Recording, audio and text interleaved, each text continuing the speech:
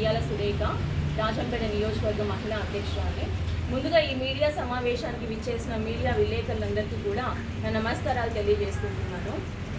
ఎన్నికల ప్రచారం ముందు నీకు 15,000, నీకు 15,000, నీకు 18,000, నీకు 18,000, నీకు 1,500 అని చెప్పి కేవలం అబద్ధాలనే హామీలుగా ప్రతి ఒక్కటి కూడా ప్రచారంలో చెబుతూ ఎన్నికల ప్రచారంలో చెబుతూ ఎన్నికల తర్వాత గెలిచి ఈ కూటమి ప్రభుత్వం ఏర్పడడం జరిగింది. కూటమి ప్రభుత్వం ఏర్పడ్డాక ప్రతి ఒక్కరికి కూడా ప్రతి ఒక్క బిడ్డకి ఇంట్లో ఎంతమంది బిడ్డలు ఉంటే అంతమందికి 15,000 ఇస్తామని చెప్పింది కూటమి ప్రభుత్వం. ప్రతి ఆడబిడ్డకి 1,500 డబ్బులు ఇస్తామని చెప్పింది కూటమి ప్రభుత్వం. ఉచిత బస్సు అని చెప్పింది, ఉచిత గ్యాస్ సిలిండర్లు అని చెప్పింది.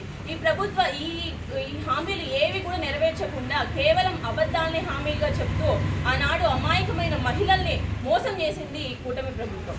అలాగే మహిళల భద్రత కోసం దిశా చట్టాన్ని ఏర్పరిచాడు మా జగన్మోహన్ రెడ్డి గారు. అప్పుడు దిశ పోలీస్ స్టేషన్లు ఏర్పరిచారు, దిశ భద్రత వాహనాలు ఇచ్చారు. అలానే దిశ చట్టాన్ని ప్రజల్లోకి పోలీసులు దాదాపు 4 సంవత్సరాలు కష్టపడి ప్రతి ఒక్క ఫోన్లో దిశ యాప్ని ఉండేటట్లు చూసుకొని ప్రజలందరినీ కూడా ఎంతో కట్టుదిట్టంగా పెట్టుకున్నారు. ఎందుకంటే మహిళల దగ్గరికి పోతే దిశ చట్టం ఉంటుంది, కేవలం 21 రోజుల్లో ప్రతి ఒక్కరికి శిక్ష పడుతుంది అని చెప్పి పోలీసులు దాదాపు 5 సంవత్సరాలు కష్టపడి ప్రజల్లోకి తీసుకుపోయిన చట్టాన్ని ఈ ప్రభుత్వం అధికారంలోకి వచ్చిన వెంటనే ఈ దిశ చట్టం లేదు, ఏం లేదు అని చెప్పి మన హోంమంత్రి వంగల్పూడి అనిత గారు పోలీసుల ఎదుటనే దిశ చట్టాలు గల పేపర్లన్నింటినీ కూడా కాల్చేశారు. నిజంగా పోలీసు వ్యవస్థకే 4 సంవత్సరాలు పడిన కష్టము వాళ్ళ కళ్ళెదురు కాలుస్తా ఉంటే నిజంగా అప్పుడే పోలీసు వ్యవస్థకి ఎంతో అవమానం జరిగింది. ఈ కూటమి ప్రభుత్వం అధికారంలోకి వచ్చినప్పటి నుంచి మహిళల మీద అఘాయిత్యాలు, అత్యాచారాలు జరుగుతూనే ఉన్నాయని చెప్పి మనం పేపర్లలో, టీవీలలో వింటూనే ఉన్నాం. ప్రతి ఒక్కటి కూడా ఎందుకు ఇంతగా పోలీస్ వ్యవస్థ మన రాష్ట్రంలో ఉండగా ఇటువంటి అఘాయిత్యాలు ఎందుకు జరుగుతున్నాయని చెప్పి మనం ఒకసారి ఆలోచిస్తే ఈ పోలీస్ వ్యవస్థల్లో కొంతమంది అధికారులు కేవలం ఈ లోకేష్ బాబు గారు రచించినటువంటి రెడ్ బుక్ రాజ్యాంగాన్ని అమలు చేసే పనిలో ఉన్నారు అని చెప్పి ఆలోచించడం నిజంగా ఎంతో సిగ్గుచేటు. ఎందుకంటే కోర్టులు చెప్తూనే ఉన్నాయి పోలీసు అధికారులకి, ప్రజలతో ప్రతి ఒక్కరు కూడా సన్నిహితంగా ఉండండి, ఫ్రెండ్లీ పోలీస్ ఉంటేనే మన సమాజం బాగుపడుతుంది, ప్రతి ఒక్కరికి కూడా సహాయం అందుతుంది అని కోర్టులు ఎన్ని విధాలుగా ఈ పోలీసులకు చెప్పుతున్నప్పటికీ కూడా వీళ్ళు ఏ విధంగా కూడా దీన్ని బేఖాతరు చేస్తూ ఏం కూడా పట్టించుకునే పరిస్థితి నేడు లేదు. మొన్నటి మనం చూస్తూనే ఉన్నాం, గుంటూరు జిల్లాలో వైఎస్ఆర్సీపీ ఎంపీటీసీ కల్పన గారిని రాత్రి వాళ్ళ ఇంటికి వెళ్ళి దాదాపు 20 మంది పోలీసులు ఆ ఇంటిని చుట్టుముట్టి నేను నైటీలో ఉన్నాను, కేవలం 2 నిమిషాలు నాకు టైం ఇవ్వండి, చీర మార్చుకొని వస్తాను అని చెప్పి ఆమె అడిగినా కూడా పట్టించుకోకుండా రాత్రి ఏదో ఒక టెర్రరిస్టు లాగా, ఏదో ఒక మావోయిస్టు లాగా, ఏదో పెద్ద తప్పు చేసిన లాగా రాత్రి ఆమెను పోలీస్ జీప్ ఎక్కించడం నిజంగా ఏ రాజ్యాంగంలో ఉంది ఇదని చెప్పి మేము మహిళలుగా ఈరోజు డిమాండ్ చేస్తున్నాం. ఎందుకంటే సాయంత్రం అయితే మహిళల్ని ఒక మహిళా పోలీస్ లేనిదే అరెస్ట్ చేయకూడదు అని చెప్పి మన రాజ్యాంగం మనకు చెప్తాను. మీరు ఏ విధంగా అరెస్ట్ చేశారు? మరియు ఎఫ్ఐఆర్లో మేము సూర్యోదయం తర్వాత అరెస్ట్ చేశామని చెప్పి ఏ విధంగా రాస్తారు ఈ పోలీస్ శాఖ అని చెప్పి మేము ఈరోజు ప్రశ్నిస్తున్నాం. నిన్న మన ఆరోగ్య శాఖ మంత్రి, మాజీ ఆరోగ్య శాఖ మంత్రి విడుదల రజనీ గారి మీద చేసిన అఘాయిత్యం నిజంగా చెప్పుకోలేని విషయం.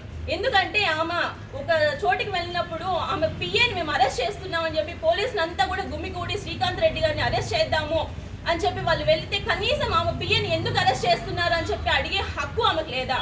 ఎందుకు అరెస్ట్ చేస్తున్నారు? ఎఫ్ఐఆర్ మీ దగ్గర ఉందా? ఎవరు అరెస్ట్ చేయమని మిమ్మల్ని పంపించారని అడిగే హక్కు కూడా లేదా?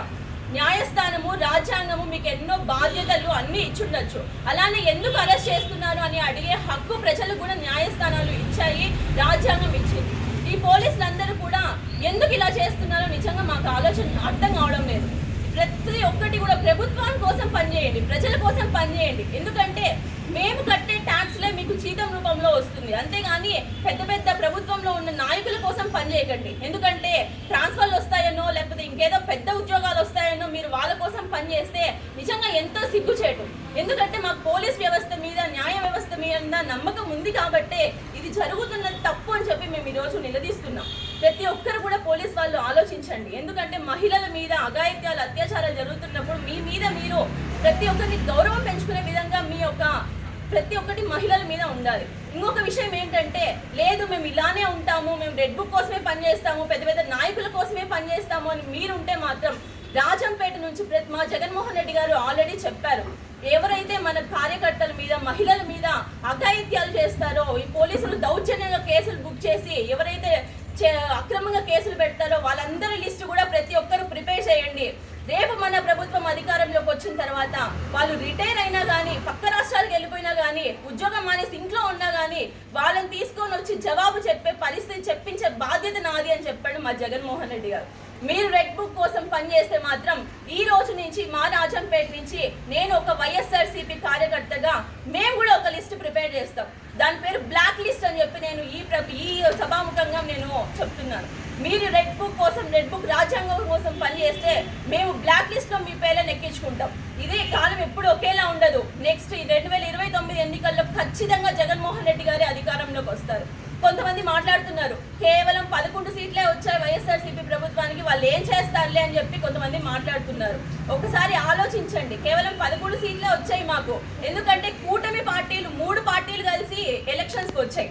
మేము ఒక్కరిమే వచ్చాం, సింహం సింగిల్ గానే వస్తుంది అన్నట్టు మేము ఒక్కరిగానే మేము బరిలోకి దిగితే దాదాపు వాళ్ళకి 164 సీట్లు వచ్చిన వాళ్ళు ఈ 11 సీట్లు వచ్చిన జగన్మోహన్ రెడ్డి గారి నామస్మరణ చేస్తున్నారు. ఎప్పుడు అధికారంలో వచ్చి సంవత్సరమైనా జగన్ అది చేసినాడు, జగన్ ఇది చేసినాడు, జగన్ ఇది చేయలేదు, జగన్ అది చేయలేదు అని చెప్పి జగన్మోహన్ రెడ్డి గారి నామస్మరణ చేస్తున్నారంటే దాదాపు మాకు వచ్చింది 11 సీట్లే. కానీ మా ఓట్ శాతం ఒకసారి ఆలోచించండి, దాదాపు 40% ఓట్ శాతము కేవలం సింగిల్ గానే వచ్చి మేము సంపాదించుకున్నాం. మేము సోషల్ మీడియాలో కొంతమంది పెడుతున్నారు, మా సోషల్ మీడియా వాళ్ళు మా కార్యకర్తల మీద ఎటువంటి ఏం జరగకపోయినా కూడా అరెస్ట్ చేస్తున్నాం, కేసులు పెడుతున్నాం అని చెప్పి చెప్తున్నారు. కిరాక్ ఆర్పి కానీ ప్రతి ఒక్కరు ఎట్లా మాట్లాడుతున్నారు. మన మాజీ మంత్రి రోజా గారిని కిరాక్ ఆర్పి మాట్లాడిన మాటలు ఒకసారి వింటే నిజంగా ఎంతో సిగ్గుచేటు. పోలీస్ వ్యవస్థ ఉందా మన రాష్ట్రంలో అని చెప్పి ప్రశ్నించుకోదగాల్సిన విషయం అది. నిజంగా ఇలాంటి వారిని మీరు శిక్షించండి, ఇలాంటి వారి మీద మీరు కేసులు పెట్టండి. అంతేగాని ఏం చేయకపోయినా